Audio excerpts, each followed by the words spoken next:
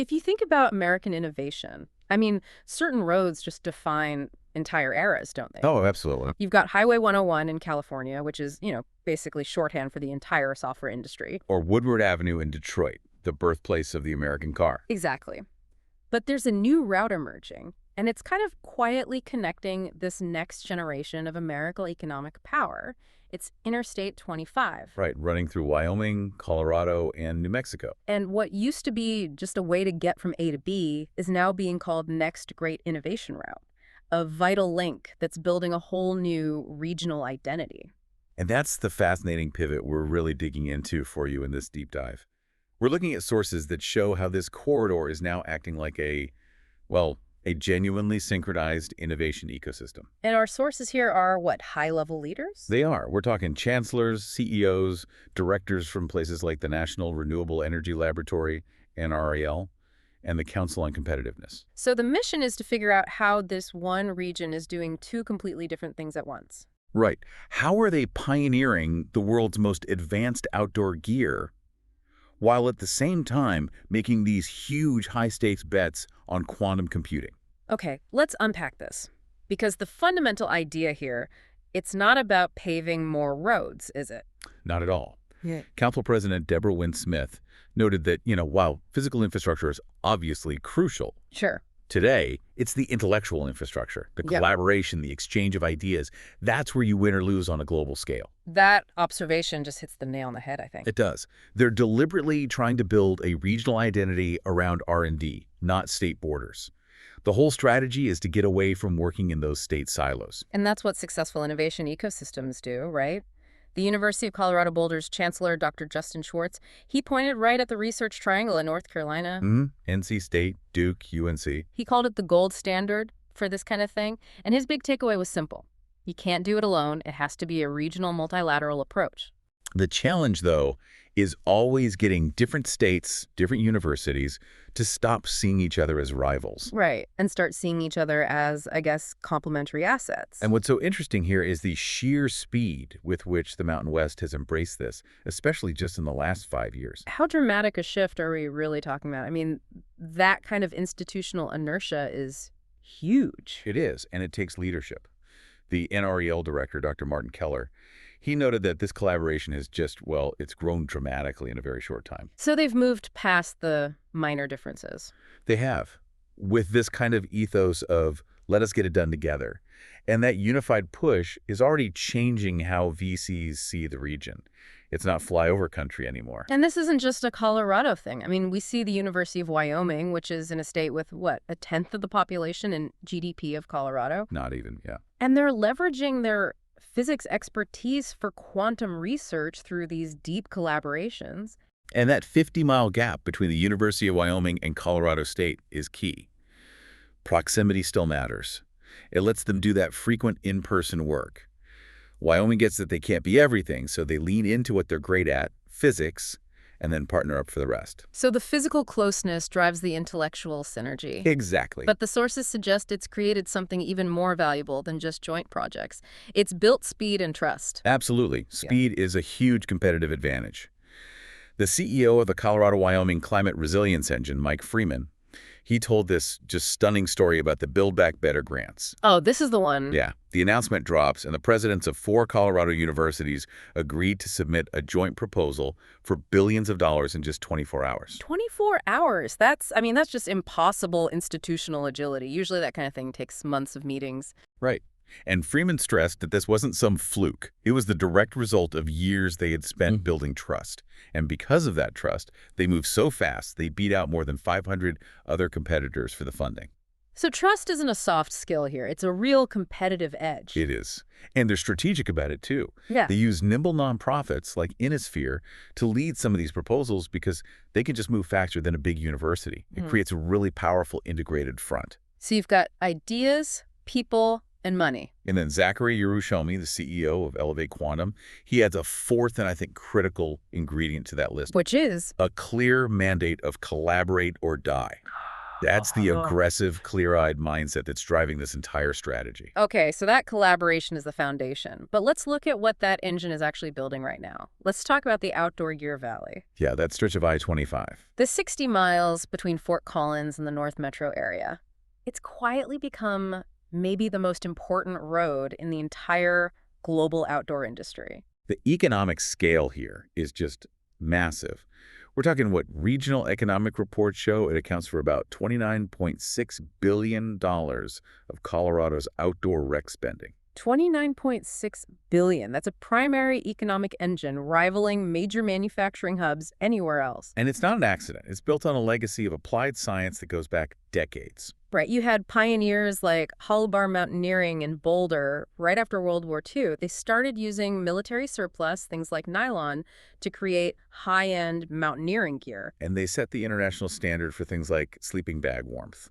It's a perfect example of what economists call agglomeration. Where all the talent and suppliers just start stacking up in one place. Exactly. And that concentration fuels competition, but the competition is what drives the best innovation. So what's fueling the modern version of that talent stack? Well, the sources point to Colorado State University, CSU, as a sort of silent force multiplier. They're not just teaching clothing design, they're teaching product integrity.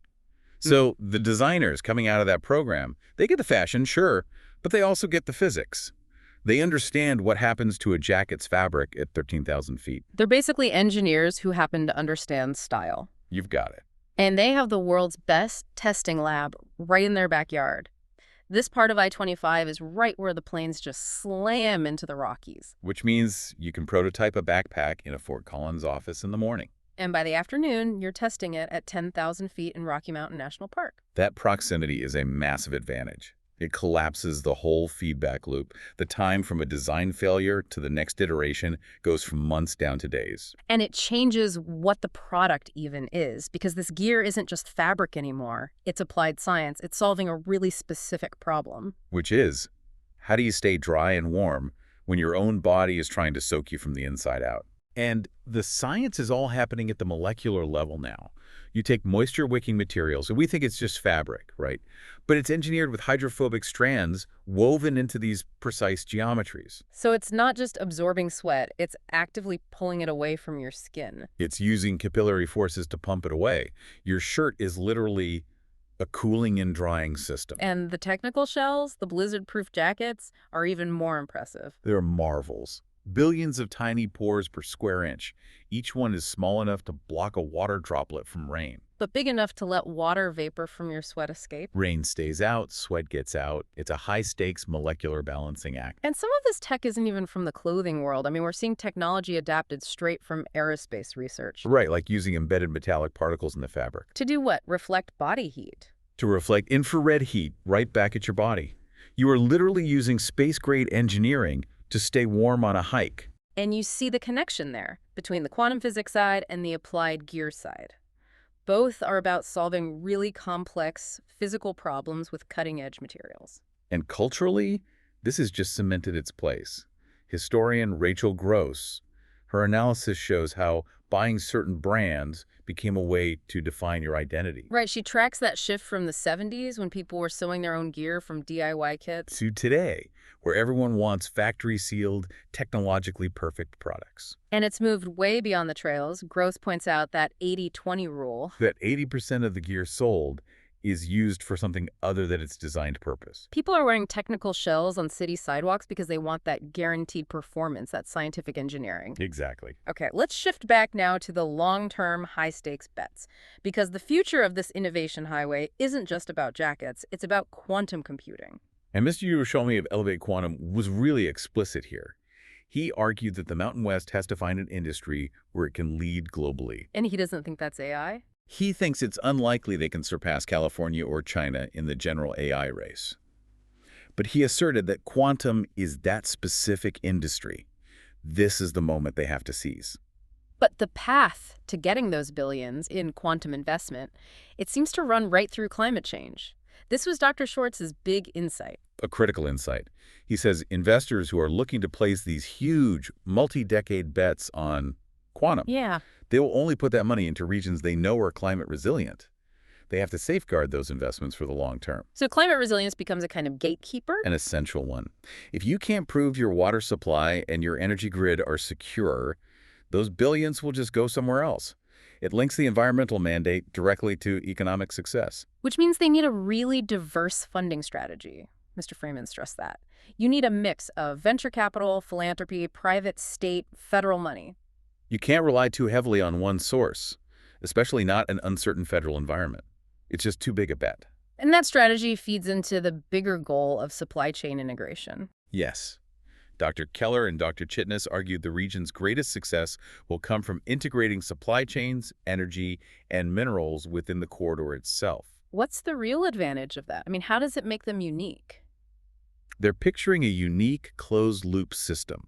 So instead of shipping materials all over the globe, you get this seamless flow. So, using locally sourced minerals. Right, which helps smaller communities outside the I-25 metro area. To produce locally designed tech powered by regional energy. Exactly. Hmm. Dr. Chitnis called that potential for supply chain integration unique. It's about building a fortress economy that's much less vulnerable to global disruptions. It's an incredible vision, but the sources also point out some real hurdles. Mr. Freeman, for instance, he sounded pretty frustrated with the small manufacturing footprint in the Mountain West. Right. You can design it there, but often you have to set it somewhere else to actually get built. And Dr. Schwartz had some advice there, basically saying they need surgical focus. His counsel was, you can do anything, but you cannot do everything.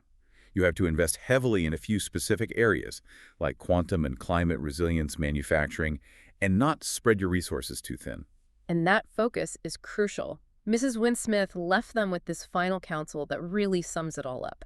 Avoid the tyranny of incremental change. This is the moment for big ideas, for bold moves that will fundamentally change the region's course. So what does this all mean for you? The I-25 corridor is innovating at two extremes. On one end, you have this applied molecular science for surviving in the wild, and on the other, you have cutting-edge physics for the future digital economy. And it's all tied together by this bedrock of collaboration and that urgent need for climate resilience.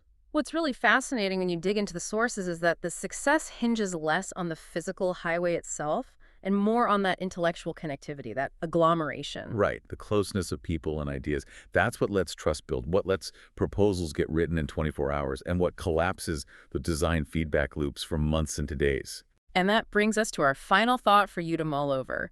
We heard from historian Rachel Gross how buying outdoor gear helps define community and identity. It's about who we want to be. So given that this I-25 corridor is betting its whole economic future on integrating locally sourced minerals and climate-resilient supply chains, How might our definition of authentic gear or authentic technology start to shift? Maybe instead of just prioritizing the most advanced molecular performance, we might start to prioritize the most advanced, fully integrated climate-resilient sourcing. something to think about next time you reach for that high-tech jacket.